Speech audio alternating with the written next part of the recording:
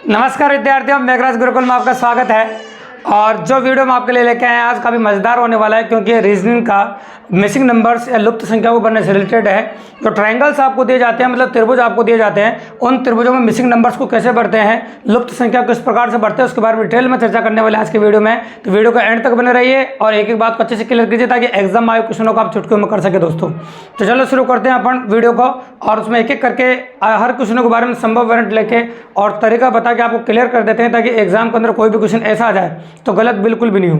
तो चलो शुरू करते हैं। हम आपके सामने त्रिभुज से रिलेटेड इस प्रकार क्वेश्चन एग्जाम में आते हैं, जो नोटिस कीजिए आप नोटिस बोर्ड पे कि इसमें दिख रहा होगा आपको कि 3 त्रिभुज आपको बना के दे रखे हैं। इसी प्रकार से 3 त्रिभुजों को बना के देता है और एक मिसिंग नंबर होता है जो सब आकृति में आपको दिख रहा होगा। टोटल 5 क्वेश्चन अपन ले रहे हैं 0 से लेकर हाई तक। अगर पाँचों क्वेश्चनों को आपने डिटेल में समझा तो आज से कभी भी किसी भी एग्जाम के अंदर ऐसे ट्रायंगल बनाकर मिसिंग नंबर आपसे पूछे तो कभी क्वेश्चन गलत नहीं होगा, या 100% गारंटी है आपकी दोस्तों।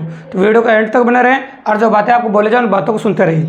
चलो देखिए यार, तो सबसे पहले मैंने आपको कहा था कि जब भी कभी अपन मैट्रिक्स में भी ये कहा था अपन ने कि 5 चीज़ें अपन लगाते हैं आपके सामने: जोड़, घटाव, गुणा, वर्ग संख्या और घन संख्या है। मोस्टली इन 5 चीज़ों को लगाते हैं अपन। तो जोड़ से नहीं आया तो आंसर घटाव लगाते हैं, घटाव से नहीं आया तो गुणा लगाते हैं, गुणा से नहीं आता तो वर्ग संख्या लगाते हैं, और वर्ग संख्या से नहीं आता तो अपन घन संख्या लगाते हैं। तो इस प्रकार से अपन लगाते हैं, आप अच्छी तरह जानते हैं इस बात को, ठीक है। तो अपन ने यहाँ पर देखा आपके सामने कि इस क्वेश्चन को नोटिस कर रहे हैं कि तीनों कोनों पर जो संख्याएं लिखी होती है उनसे कैसे भी करके बीच वाली संख्या लानी पड़ती है। मतलब आपका टारगेट बीच वाली संख्या होना चाहिए। जैसे 8 लाना है इन तीनों में कुछ भी करके, या 18 लाना है इन तीनों में कुछ भी करके, और ये अपना आप आ जाएगा आपका। इसमें तो कोई दिक्कत की बात नहीं है, काफ़ी ईजिली अप्रोच करेगा। इसके बाद आपके मन में सवाल आ रहा है सर पहले जोड़ से करते हैं, तो जोड़ से करने पर संख्या थोड़ी ज़्यादा हो जाएगी, घटाव से करोगे तो लगभग 8 नहीं आएगा। तो जोड़ और घटाव दोनों फेल हो जाएंगे अगर आप कोशिश करेंगे तो। पर तीसरा तरीका आप इस्तेमाल करेंगे गुणा। जैसे आप गुणा करेंगे तो गुणा करके देखिए, 8 पंजे 40 और 40 दूनी कितना हो जाएगा आपका 80। 8 पंजे 40 और 40 दूनी का आपका 80। 80 में आप 0 हटा दीजिए, इकाई अंक, और 8 देखिए तो ये 8 आपको दिख रहा है। इस प्रकार से हम कर सकते हैं, या फिर 10 का भाग लगाया हो आपने, है ना, इस प्रकार। चलो आगे भी ट्राई कर लेते हैं। 9 पंजे 45 और 45 तो 180 होता है अभी। तो 180 में भी 0 मत गिनिए, और डायरेक्ट 18 देखिए आप, मतलब सेम टू सेम जो इसमें हो रहा है वो इसी में हो रहा है। जब इन दोनों में जो हो रहा है वो सेम टू सेम इसमें कर दो आप, तो आपका आंसर ऑप्शन में मिल जाएगा आपको, और वो आपका आंसर हो जाएगा। बिल्कुल सिंपल सी बात है। तो 11 पंजे 55, 55 को 2 से गुणा किया तो 110 हो जाएगा आपका, और 110 में 11 हो जाएगा आपको। 110 में क्या हो जाएगा 11, तो मतलब आपका आंसर क्या हो गया आपका 11, तो मतलब बीच में आपका 11 आएगा। है बिल्कुल सिंपल, काफ़ी इजीली गुणा से अपन ने किया है। बस इकाई का जो 0 था उसको अपन ने नेग्लेक्ट कर दिया, मतलब हटा दिया, फिर 10 का भाग लगा दिया, ऐसा कह सकते हो आप, ठीक है। इसके बाद अपन बात करते हैं क्वेश्चन नंबर 2 की। लेकिन क्वेश्चन नंबर 2 को जैसे आप नोटिस करेंगे कि बीच में जो संख्या लिख रही है पूर्ण वर्ग संख्या है, ये बात नोटिस कर लिया करो। ये 11 का स्क्वायर है, पूर्ण वर्ग संख्या है, और ये भी एक पूर्ण वर्ग संख्या है क्योंकि 18 का स्क्वायर है। तो ये वो स्क्वायर संख्या आपको दे रखी है। तो निष्कर्ष ये निकलता है कि यहाँ कैसे भी करके आपको 11 लाना है, और यहाँ कैसे भी करके आपको 18 लाना है। तो लाएंगे जोड़ घटाओ गुणा वर्ग संख्या से। तो पहले अपन जोड़ करते हैं। तो चलो देखिए आप, 5 4 9 2 कितना 11, सिंपली जोड़ने से 11 आ रहा था, आगे क्यों मेहनत करें फिर। तो देखते जाइए आप, तो 5 4 9 9 2 कितना 11, 11 का स्क्वायर कितना होता है 121, बिल्कुल सिंपल सी बात है। आगे देखिए 9 और 1 10, 10 और 8 कितना होगा 18, और 18 का स्क्वायर 324, बिल्कुल सही बात है। इसी हिसाब से यहाँ भी कर सकते हैं, 11 और 8 कितना होगा 19, और 19 और 5 कितना होगा 24, और 24 का स्क्वायर कितना हो जाएगा आपका 576। यहाँ पर क्या आ जाएगा आपका 576, मतलब आपका आंसर हो जाएगा 576। वर्ग संख्या आपको आना जरूरी है, और वर्ग संख्या के बारे में आपको नॉलेज होना जरूरी है, ताकि इजीली अप्रोच कर सके और काफ़ी आसानी से कर दे। अब इसके बाद आ जाते हैं क्वेश्चन नंबर 3 पे। इसको गौर से देखिए आप, तो क्वेश्चन नंबर 3 में क्या हो रहा है, तो नोटिस करेंगे तो बीच में जो संख्या दे रखी है ये एक पूर्ण घन संख्या है क्योंकि 6 का स्क्वायर है, ये भी पूर्ण घन संख्या है क्योंकि 10 का स्क्वायर है, सॉरी 10 का क्यूब है, अरे 6 का क्यूब है। मतलब पूर्ण घन संख्या है तो क्यूब संख्या आपको दे रखी है, ये 6 का क्यूब है, अरे 10 का क्यूब है।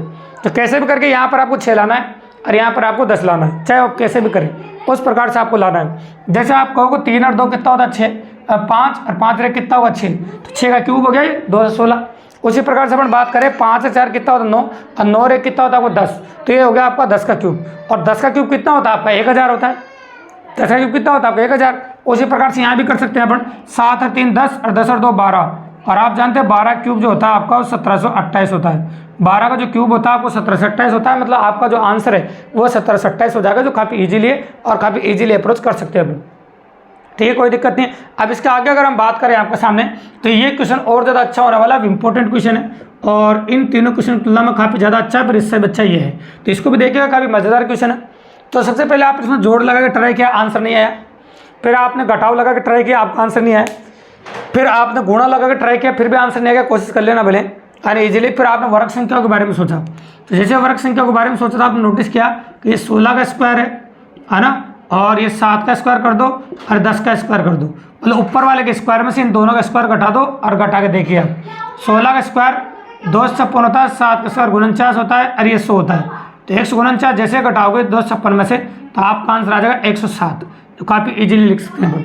इसमें भी सेम वही तरीका इस्तेमाल करते हैं। तो ये लिखा मैंने 25 का स्क्वायर 20 का स्क्वायर माइनस 4 का स्क्वायर, तो 25 का स्क्वायर अगर आप देखें तो 625 हो जाएगा, ये 400 हो जाएगा, ये 16 हो जाएगा। तो जैसे आप 4 16 घटाओगे इसमें तो 209 आ जाएगा, काफ़ी इजीली कर सकते हैं अपन। चलिए यहाँ भी सेम वही तरीका इस्तेमाल करते हैं अपन, उसी तरीके को लेते हैं।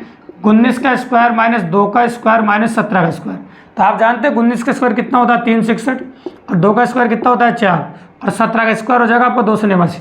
अब 289 और 4 293 हो जाएगा, और 293 में से 361 में 293 घटा दीजिए आप, तो आपका आंसर आ जाएगा 68, मतलब 68 आपका आंसर हो जाएगा।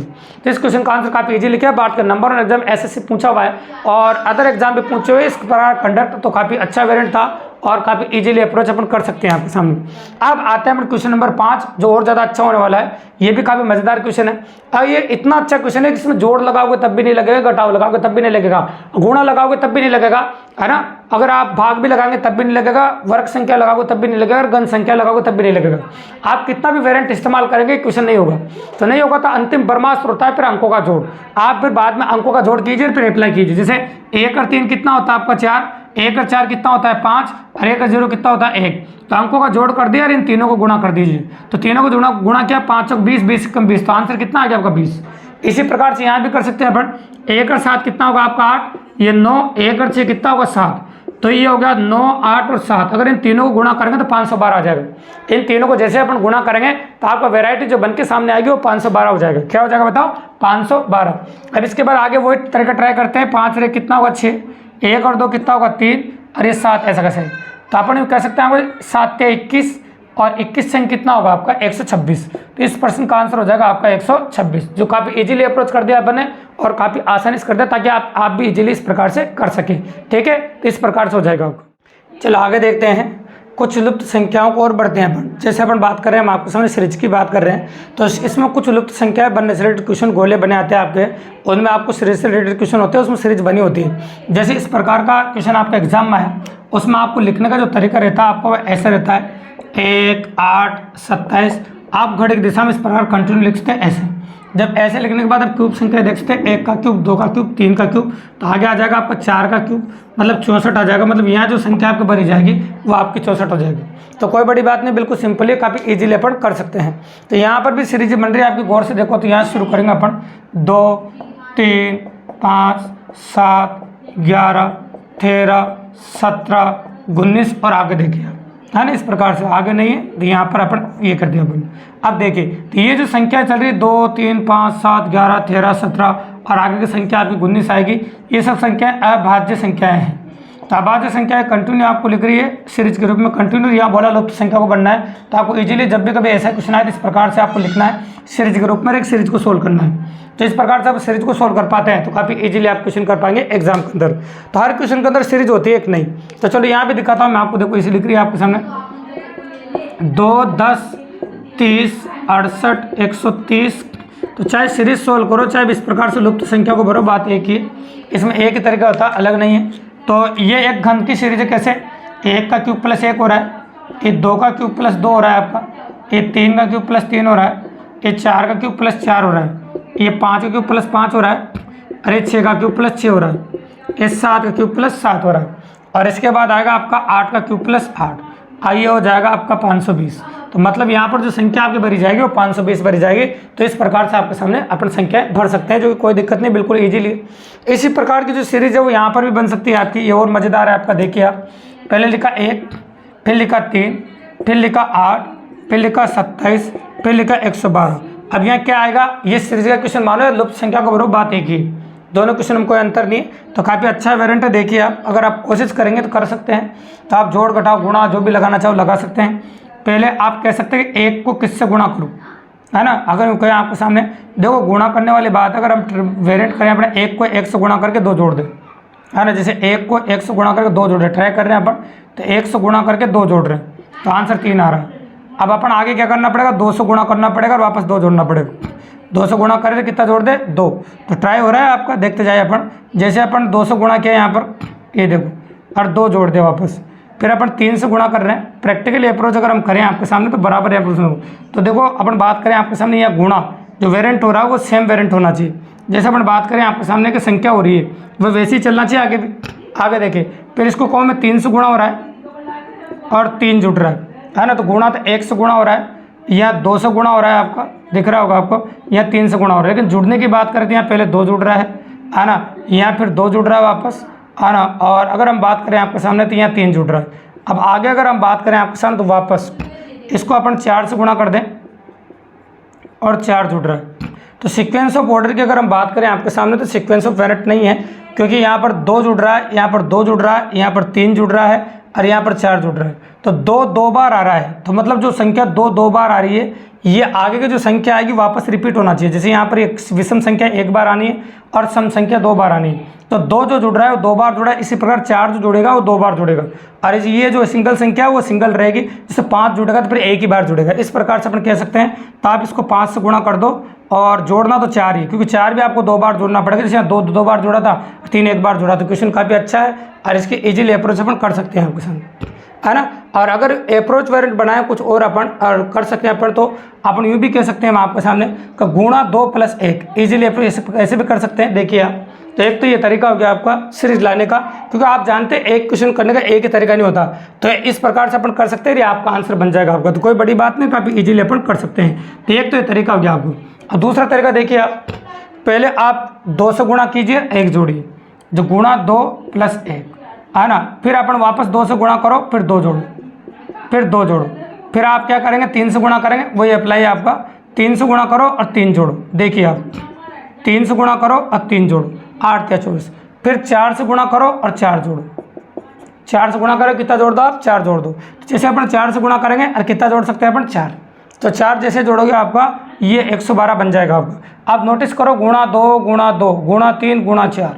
अब देखिए आप, तो गुणा 2 यहाँ पर आ रहा है, तो यहाँ पर गुणा 2 2 बार आ रहा है और गुणा 3 1 बार आ रहा है। तो गुणा 4 2 बार आएगा यहाँ पर। तो गुणा 4 और +5 तो कंटिन्यू चलेगा। तो गुणा 4 + 5 से भी आंसर आएगा, मतलब 2 आंसर मिलेंगे आपको टोटल। तो 4 से गुणा करके 5 जोड़ोगे वो भी आंसर मिलेगा, और एक मैंने पहले बताया था उससे आंसर मिलेगा। तो इस प्रकार से 2 आंसर मिलेंगे आपको, और दिए गए विकल्पों में से 2 में से एक ही मिलेगा और वो आपका आंसर हो जाएगा। इस प्रकार से आप अप्रोच बना सकते हैं। तो कई बार सीरीज के ऐसे क्वेश्चन भी आपको एग्जाम में देखने को मिलेंगे। तो इस प्रकार के जो क्वेश्चन से आप जब भी कभी ऐसे गोले में बना कर दे, इस प्रकार से बना कर दे, तो आप देखते ही सीरीज बना लेना, और सीरीज के तरीके से इन क्वेश्चनों को सोल्व करना काफ़ी इजीली कर सकते हैं। तो इस प्रकार से आप मिसिंग नंबर फाइंड कर सकते हैं। अगर आपको वीडियो पसंद आए, वीडियो शानदार लगा हो और आपको वास्तव में एग्जाम में क्वेश्चन करने में मदद मिली हो, तो चैनल को सब्सक्राइब करें दोस्तों, लाइक करें, शेयर करें, और तैयार रहे free of cost math reasoning पढ़ने के लिए शाम को डेली। और डेली आपको एक वीडियो आता है कंडक्टेड और फ्री। आप जैसा जानते हैं कि मेरे चैनल पर free of cost math reasoning में कंप्लीटली पढ़ाने वाला हूँ, इसलिए चैनल से जरूर जुड़ जाए। चैनल को सब्सक्राइब कर दीजिए दोस्तों, और पढ़ते रहे math reasoning free of cost. धन्यवाद।